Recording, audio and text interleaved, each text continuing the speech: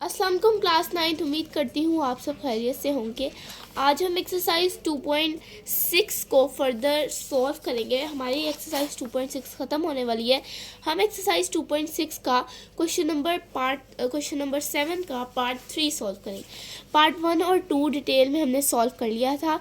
अब मैंने आपको बताया था कि आप पार्ट 2 मार्क कर लें, जो बहुत इंपॉर्टेंट है, ठीक है, अकॉर्डिंग टू बोर्ड, या फिर आपके अगर टेस्ट भी होते हैं स्कूल में या टेस्ट सेशन चल रहा है एकेडमी में, तब भी आप ये क्वेश्चन ज़रूर अटैम्प्ट करिएगा। ये क्वेश्चन लाजमी आता है। तो मैंने आपको सेकंड क्वेश्चन मार्क करवाया था। इसको मैंने सॉल्व करने के कुछ आपको पॉइंट्स बताए थे, जिसके थ्रू आप इसको सॉल्व कर सकते हैं, ठीक है। और इसकी इन तीनों की प्रैक्टिस लाजमी करें ताकि आप लोगों के कॉन्सेप्ट्स क्लियर हों।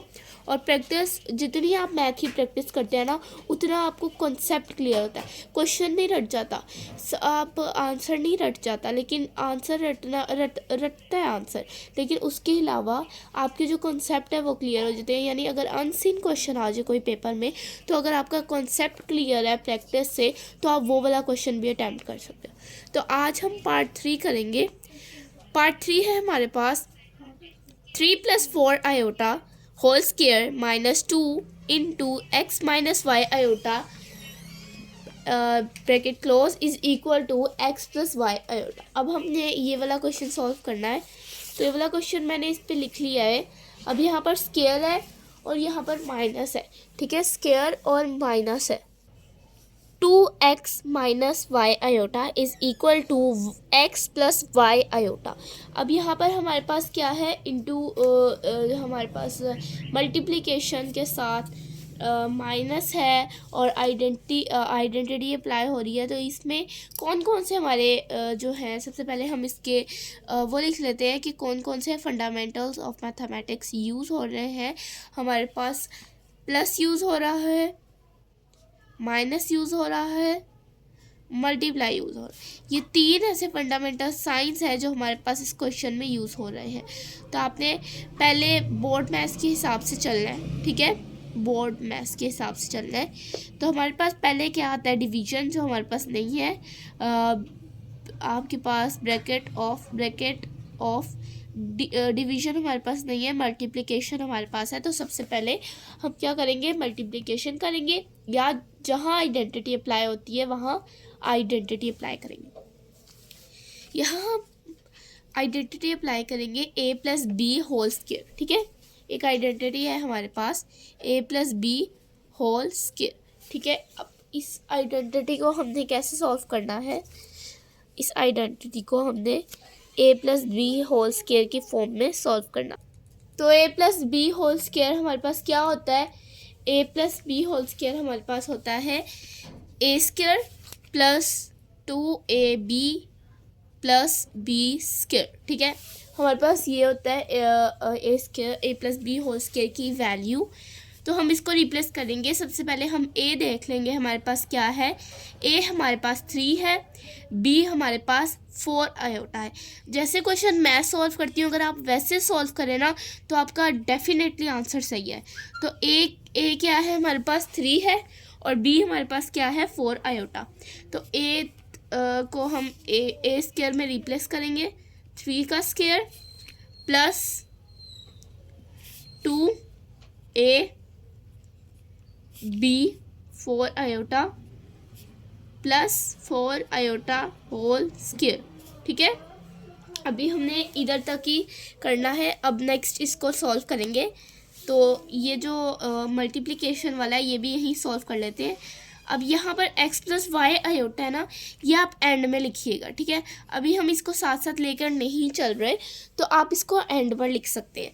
तो हम यहाँ पर मल्टीप्लाई करवा लेंगे, 2x को मल्टीप्लाई करवाएंगे तो 2x, -2 को x से मल्टीप्लाई करवाएंगे तो 2x आ जाएगा, -2 को -y आयोटा से मल्टीप्लाई करवाएंगे तो सबसे पहले साइन मल्टीप्लाई होंगे, तो माइनस माइनस प्लस होता है, 2y iota as it is आ जाएगा, ठीक है।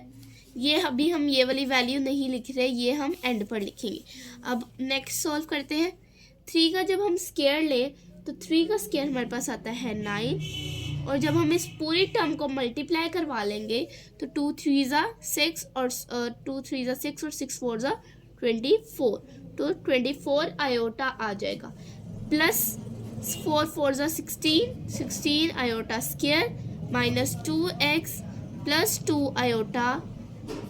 अब 2 आयोटा है हमारे पास। अब मैंने आपको कहा था कि जब भी हम आयोटा कॉमन लेते हैं तो हम, क्योंकि आयोटा हम कॉमन नहीं लेते, अभी हम आयोटा कॉमन नहीं लेंगे, लेकिन अगर ये बात याद रखिएगा, अगर हम आयोटा आगे जाके क्वेश्चन में कॉमन लेंगे तो हमेशा एंड पर कॉमन लेंगे। जैसे अगर 2 आयोटा प्लस 3 आयोटा है तो हम 2 plus 3 iota as it is ऐसे लिखेंगे, ठीक है, ऐसे लिखेंगे हम, सॉरी ऐसे लिखेंगे हम, ऐसे नहीं लिखेंगे कि हमने लिख दिया आयोटा 2 प्लस 3।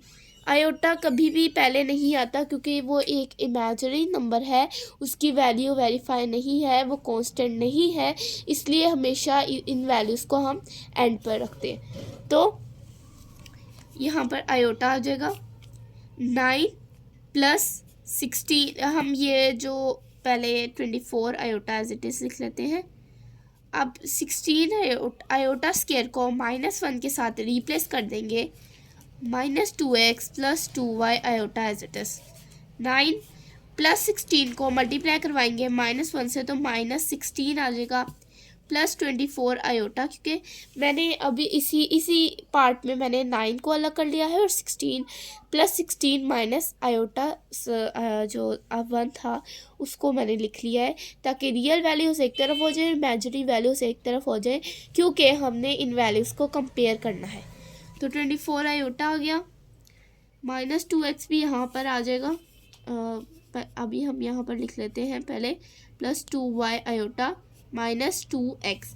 अब यहाँ पर आप देख सकते हैं कि अब हमने ये फर्दर सॉल्व कर लिया है, तो 9 - 16 करेंगे तो हमारे पास क्या आएगा, -7। -7 क्यों आया, क्योंकि माइनस किसके साथ है, 16 के साथ माइनस है, इसलिए हमारे पास -7 आया। हमेशा ग्रेटर वैल्यू वाला जो साइन होता है वही जो हमारे पास प्रोडक्ट आता है उसके साथ लगता है, या फिर हमारे पास कोई जो सॉल्व करके आंसर आता है उसके साथ लगता है।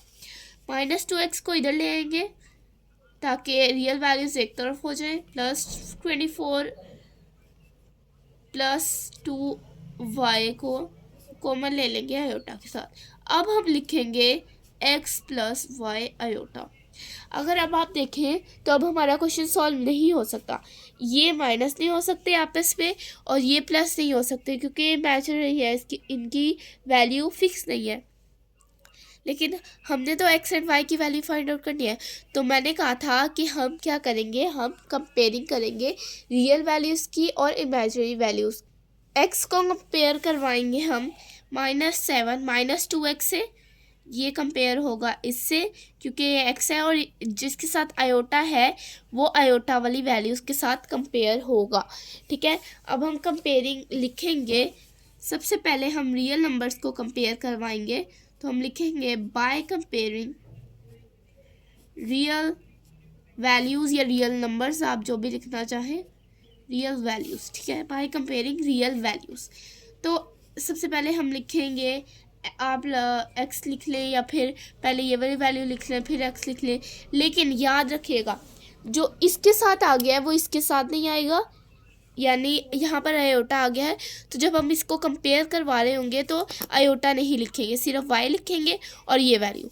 इसके साथ भी जब हम x को इसके साथ कंपेयर करवा रहे होंगे तो हम इसमें x नहीं लिखेंगे, सिर्फ ये वैल्यू लिखेंगे और x लिखेंगे क्योंकि x ऑलरेडी यहाँ पर आ गया है। तो इसी तरह हम लिखेंगे x is equal to -7 - 2x। अब यहाँ -2x है, यहाँ माइनस हो रहा है तो x की वैल्यू यहाँ पर जाके प्लस हो जाएगी और ये हो जाएगा -7, ठीक है।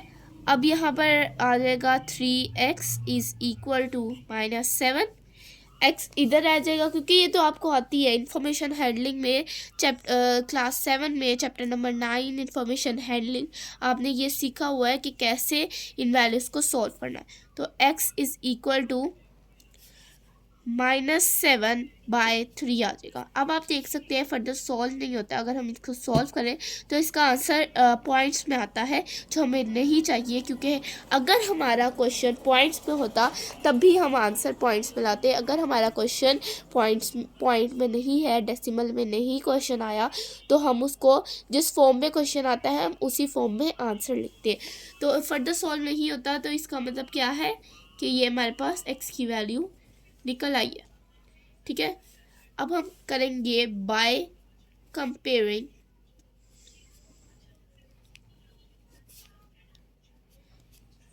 Imaginary values.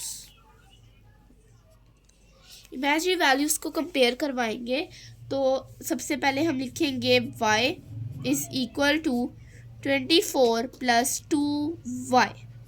ठीक है, अब y यहाँ पर है, यहाँ पर भी y है, तो y यहाँ प्लस हो रहा है, वहाँ जाके माइनस हो जाएगा, तो -2y आ जाएगा।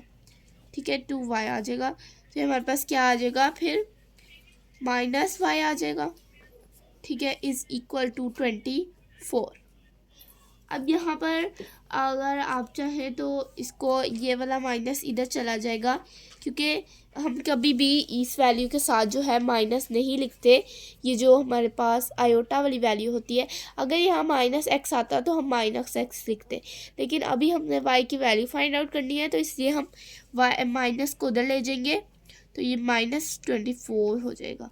तो ये क्या आ गई हमारे पास y की वैल्यू। तो अब हम आंसर क्या लिखेंगे, हम आंसर लिखेंगे। आप कोई भी आपके पास मार्कर हो या कोई भी चीज़ हो तो उससे आंसर लिख दें प्रोमिनेंट करके। तो आप लिखें thus x is equal to -7/3 and y is equal to -24। बस, या y आयोटा डाल दें या आपकी मर्ज़ी है। तो आप लिख दें real value is equal to -7/3 and imaginary value is equal to -24। इससे क्या होता है, आपका क्वेश्चन इन्हेंस हो जाता है और चेकर को ये पता चल जाता है कि इसका आंसर क्या है। तो आप ये जो बॉक्स बनाते हैं, या फिजिक्स में भी जब आप न्यूमेरिकल कर लेते हैं तो आप एक बॉक्स बनाते हैं। बॉक्स क्यों बनाते हैं, ताकि आपका क्वेश्चन प्रोमिनेंट हो, कि आप इसको मार्कर से भी बना सकते हैं। जैसे अगर आप इसको ऐसे करके मार्कर से बनाए, ताकि आपका क्वेश्चन जो है जो वैल्यू आपने फाइंड आउट करनी है वो चेकर को प्रोमिनेंट हो जाए, कि जी इसने अभी x की वैल्यू फाइंड आउट कर ली है और इसके बाद इसने ये जो है ये y की वैल्यू फाइंड आउट कर।